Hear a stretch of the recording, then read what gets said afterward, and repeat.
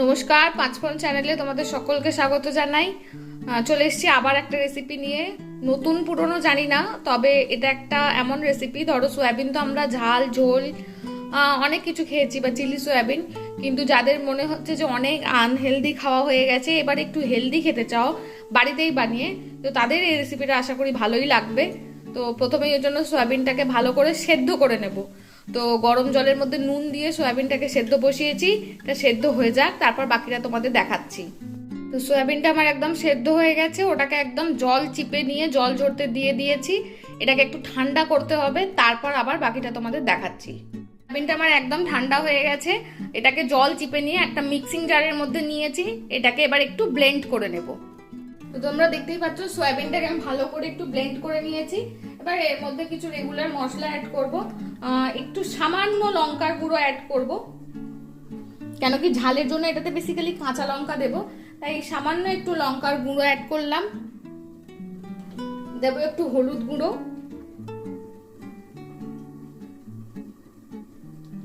আর একটু হলুদ গুঁড়ো দেব। এর সাথে দেব একটু গোলমরিচের গুঁড়ো,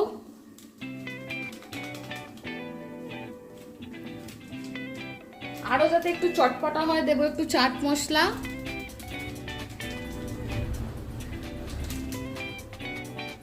সামান্য একটু ধনের গুঁড়ো দেব। সমস্ত মশলাই অ্যাড করব রেগুলার। ধনের গুঁড়ো দিলাম সামান্য,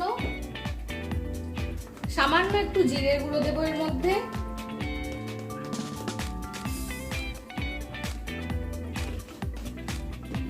দেব পরিমাণ মতো নুন।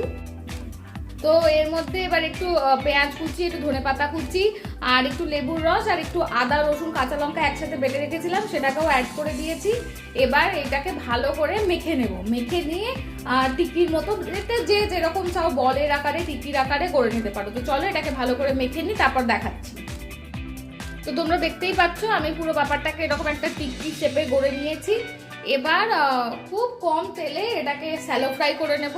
আর যাদের কাছে এয়ার ফ্রায়ার আছে তাদের কাছে তো কোনো অসুবিধাই নয়, কম তেল সেরকম লাগবেই না। তো চলো এবার তোমাদের আমি এটাকে ফ্রাই করে দেখাচ্ছি।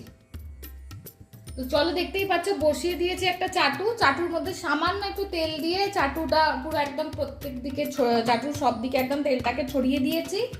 এবার গ্যাসের ফ্লেমটাকে একটু কম করে এই টিক্কিটাকে এর মধ্যে একটা একটা করে দিয়ে ভাজতে দেবো। গ্যাসের ফ্লেমটাকে একটু কম রেখে টিক্কিটাকে এপিট ওপিট করে ভেজে নেব। চলো একটা একটা করে টিক্কি দিয়ে দিই।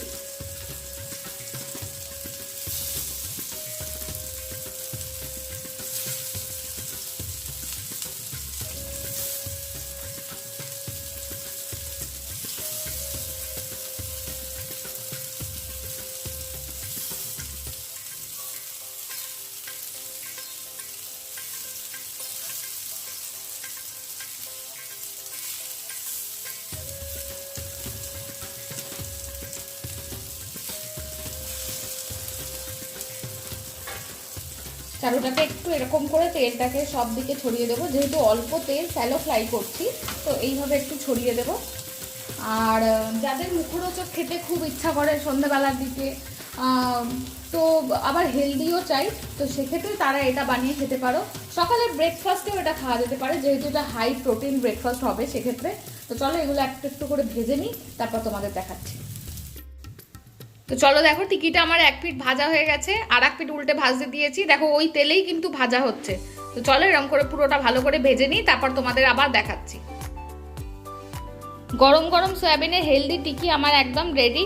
তোমরাও এইভাবে বাড়িতে বানিয়ে দেখো, আশা করি তোমাদের খুব ভালো লাগবে। আর যারা ডায়েট করছো অথচ মুখরোচক খাবার খেতে ইচ্ছা করছে, তারা এইভাবে বানিয়ে দেখো, তোমাদের ডায়েটও থাকবে বজায়, আর মুখরোচক যে খাবার খাওয়ার যে ক্রেভিংসটা সেটাও বন্ধ হবে। তো চলো এইভাবে বাড়িতে বানাও, ট্রাই করো, কমেন্টসে অবশ্যই জানিও কেমন লাগলো। প্লিজ আমাদের পাশে থেকো, সাথে থেকো, চ্যানেলটাকে একটু লাইক শেয়ার সাবস্ক্রাইব করে দিও। টাটা।